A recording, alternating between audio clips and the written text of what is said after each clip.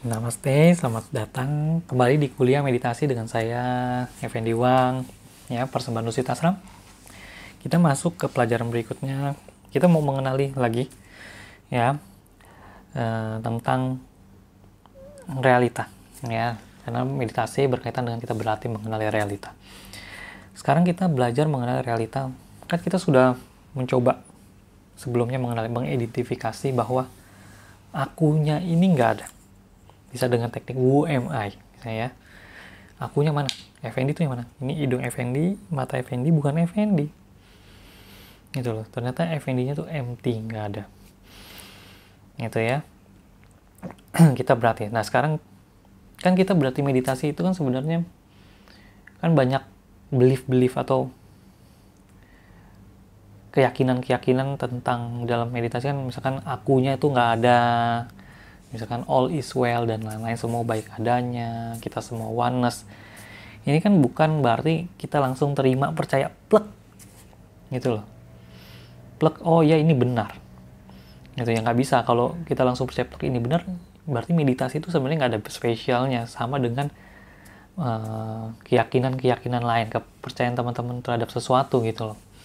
Nah meditasi itu sesuatu yang spesial ya kalau buat saya, karena setiap ajaran yang diberikan memang diajarkan untuk teman-teman tidak langsung percaya, tapi teman-teman buktikan apakah lewat pengalaman langsung itu benar gitu, apakah benar faktanya ya. Maka dibuktikan faktanya dalam meditasi itu, pertama punya alasan yang kuat ya, kedua bisa dikenali langsung itu. Jadi misalkan teman-teman ngomongin soal surga neraka, nah, dalam konteks meditasi, satu, harus ada alasan yang jelas. Teman-teman jelasin surga neraka. Kedua, teman-teman bisa kenali secara langsung nggak surga neraka itu. Kalau nggak bisa, berarti meditasi mengenalinya itu bukan realita. Gitu ya. Jadi ini dua hal yang penting sekali teman-teman. Jadi apapun itu, ya, dalam kita praktis meditasi, dua hal. Satu, punya alasan yang kuat. Karena pemahaman meditasi itu udah pasti kokoh ya. Buat guru-guru master meditasi itu dia untuk berdebat ya, berdebat dalam hal positif ya, maksudnya mendebatkan suatu imannya dia ya luar biasa seharusnya gitu loh, karena dia punya alasan yang kuat, kedua dia bisa punya pengalaman langsung atas apa yang dia yakini. Itu yang terpenting gitu ya. Jadi nggak sembarang ngomong gitu loh. Oke. Nah, kita mau mengenal fakta realita berikutnya. Kita berarti ya. Fakta realita berikutnya adalah, kan kita bilang hakikatnya identitas sejati kita kan nggak ada. Kita coba kenali, nggak ada, ini tubuhku, ini bukan aku kan ya. Karena kita bilang aku adalah tubuh ini, maka kita jadi menderita. Karena ketika kita sudah mengenali aku sebagai tubuh, maka ada persepsi mana tubuh sehat, mana tubuh sakit, dan lain-lain. Sehingga terjadi sesuatu pada tubuh ini, ya, tubuhnya sakit, tubuhnya sehat, ya, kita terombang-ambing dengan persepsi pemaknaan tersebut. Itulah, disitulah penderitaan. Gitu loh. Meditasi membawa kita untuk menguatkan iman kita bahwa ya nature-nya tubuh ini ya pasti sakit, pasti ada sehat, ya, kadang bahagia, kadang menderita, itu udah pasti. Tapi kita bukan belajar untuk bagaimana mengolah ya, walaupun nanti mungkin ada ya meditasi teknik-teknik lain, tapi hakikat saya ngomong esensinya. Meditasi bukan belajar untuk kita mengolah, oh ketika kita menderita kita memanipulasi pikiran perasaan kita supaya kita nggak menderita, kita mengolah nafas kita, mengolah pikiran kita biar lebih tenang, bukan gitu loh. Tapi kita merealisasikan gitu loh, bahwa semua yang datang ini, tubuh sakit, tubuh sehat, pengalaman yang menderitakan, pengalaman yang menyenangkan, semua itu yang memang apa ya, tarian kehidupan yang nyata. Memang nature-nya kehidupan ya seperti itu, selalu berubah, bergerak gitu loh. Bisa munculnya macam-macam. Tapi bagaimana kita mengenali bahwa aku bukanlah, hakikatnya, realitanya aku bukan tubuh ini. Sehingga apapun yang terjadi dengan tubuh ini nantinya, Tubuh ini lahir, tubuh ini mati, tubuh ini sakit, tubuh ini senang, tubuh ini bersedih, pikiran ini bersedih, pikiran ini bahagia, pikiran ini merasa tenang. Ya, kita terima aja ini semuanya hanyalah pikiran, semua hanyalah persepsi, semuanya hanyalah tarian kehidupan gitu, dan semuanya bukan aku gitu loh. Itu ya. Jadi kita berarti untuk mengenali realitas sesungguhnya bahwa yang ini ya memang pasti berubah-berubah, pasti berganti-ganti, itu sudah pasti. Tapi aku bukan, sejatinya aku bukan itu. Itu sehingga apapun yang terjadi dengan kehidupan ini, aku terima semua. Gitu. Aku terima, aku dekap. Gitu loh. Ya, nah kita mau mengenai sifat-sifat. Kenapa bisa dibilang akunya nggak ada kan? Kita udah coba cari dengan who am I, ya, membuktikan aku ini aku, bukan ini mataku. Kalau mataku nggak ada, akunya masih ada. Ini aku tanganku, ini pikiranku, semua ya akunya masih ada. Ya, karena ini otakku, tubuhku, bukan aku. Gitu loh. Sama seperti mobilku, bukan aku. Mobilnya rusak, akunya masih ada. Itu ya.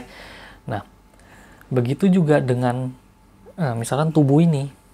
Ya, kalau teman-teman secara real aja, ini secara meter ya. Tubuhnya, ini hidung nih, kulit bagian sini, ada nggak? Keberadaan dia sebenarnya ada nggak? Kalau sekarang lihat ya dia ada, sepertinya tetap. Dia absolut tetap gitu. Tapi kan secara kalau kita mau telusuri lebih dalam, sebenarnya bagian tubuh ini pun tidak tetap. Nggak ada yang tetap. Gitu ya. Nggak ada yang tetap tuh maksudnya gimana? Kalau teman-teman perhatikan, sebenarnya kulit ini kan setiap detiknya pun milisekund berubah. Berubah karena sebab dan kondisi, karena udara, karena makanan yang kita makan. Dia setiap persekannya berubah, cuman berubahnya nggak kelihatan. Gitu kan? Semua elemen di alam semesta ini setiap sepersekonnya tuh pasti berubah. Gitu, cuman nggak kelihatan, ada yang kelihatan, ada yang nggak kelihatan gitu loh. Gitu ya. Fakta yang ditemukan apa? Kalau semua elemen selalu bergerak dan berubah seperti energi, bergerak, berubah, nggak berhenti. Berarti kan tidak ada satu entitas yang berdiri tetap. Berarti tidak ada satu elemen yang punya identitas sejati gitu loh, karena dia ada dan tiada, dia lewat aja, semuanya sekelibat lewat aja. Karena apa? Karena ada sebab kondisi. Setiap satu elemen, setiap kondisi itu dipengaruhi oleh begitu banyak kondisi. Suhu, misalnya kelahiran kita, kenapa wajah kita gini? Karena orang tua, karena nenek moyang, karena makanan, karena tempat tinggal, macam-macam kompleks menjadikan kita yang ada saat ini. Dan kita yang ada saat ini tuh setiap detiknya berubah. Kita yang baru, yang sebenarnya yang saat ini pun nggak ada. Loh ya gitu loh. Berarti kan yang kita saat ini pun nggak ada. Begitu juga ini kan kita ngomongin yang meter, ya. Begitu juga yang pikiran, mind, batin kita, pikiran kita, kan dia selalu bergerak, berubah. Ya, setiap detiknya berubah. Tidak ada satu pikiran yang tetap, gitu loh. Satu pikiran pun berubah, dan satu pikiran ini dia berubah karena ada sebab kondisi pikiran-pikiran lain. Jadi nggak ada entitas satu pikiran pun yang tetap, dia selalu berubah. Gitu loh. Berarti kan pikiran pun ya nggak ada, maksudnya hakikat essence sejatinya dia nggak ada. Gitu loh. Tapi kalau kita persepsinya ada. Contohnya apa? Kita bilang dia orangnya jahat.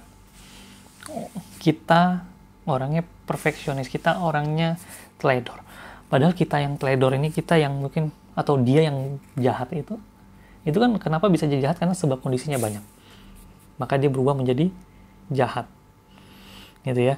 Tapi kan per second berikutnya nanti ada sebab-sebab kondisi lain yang bisa membuat dia berubah, dan itu nggak ada. Dia yang jahat itu nggak ada. Gitu loh. Karena dia ada karena sebab kondisi, dan setiap detiknya pun ini berubah. Berarti kan essence dia yang jahat itu nggak ada. Gitu. Tapi kita kalau lihat orang pernah nyakitin kita, kita menganggap dia yang jahat itu tetap selalu ada, sehingga kita bisa dendam sama dia begitu lama. Gitu loh. Jadi ilusi yang kedua, yang lapisan lagi, lebih dalam lagi kan, selain persepsi karena akunya ada, ini ada ilusi memori namanya.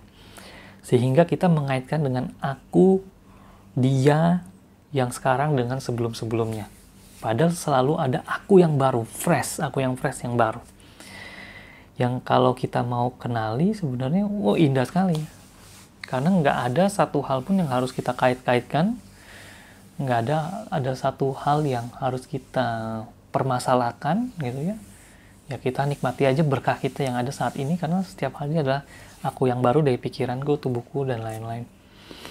Karena ada salah mengidentifikasi, mengaitkan keberadaan akunya itu, jadinya ilusi memori itu muncul. Gitu ya teman-teman. Jadi teman-teman bisa belajar lebih banyak lagi yaitu tentang ilusi memori. Jadi sebenarnya kebijaksanaannya banyak yang bisa dapat. Kenapa? Jadi nggak ada satu kondisi disebabkan karena satu sebab. Misalkan orang nggak sengaja jahat dengan kita.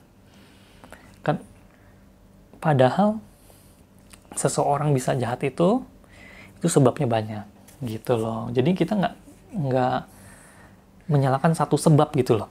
Dia jahat karena dia karena orang tuanya. Dia jahat karena ya begitu, ada alasan. Kita selalu memiliki alasan-alasan yang absolut, kebenaran yang absolut tentang satu kondisi. Sedangkan setiap kondisi itu dia nggak punya satu kebenaran, alasan yang kuat, yang absolut. Kenapa? Karena setiap satu kondisi itu bisa ada karena begitu banyak sebab dan variabel. Ya, oke. Jadi, ya teman-teman ya. Jadi teman-teman coba pahami itu dulu, karena nanti banyak sekali kebijaksanaan yang bisa teman-teman dapat dari hal sederhana ini, perihal satu kondisi itu bisa ada karena banyak sebab, nggak pernah ada satu gitu ya. Dan akunya ini nggak ada, dan selalu ada aku yang baru sebenarnya. Walaupun akunya nggak ada, tapi sebenarnya nggak ada. Akunya itu setiap detiknya adalah aku yang baru. Sehingga kita nggak terjebak ilusi memori. Dengan memahami ini, maka kita bisa menikmati berkat Tuhan ya, yang selalu fresh, selalu baru di setiap saat. Oke, sampai sini dulu teman-teman. Kalau mau ada diskusi silakan join di grup Telegramnya, ajukan pertanyaan, kita diskusi ya. Nanti kita ngobrol untuk pemahaman lebih dalam lagi ya. Oke, terima kasih. Sampai jumpa di kuliah semester berikutnya. Namaste.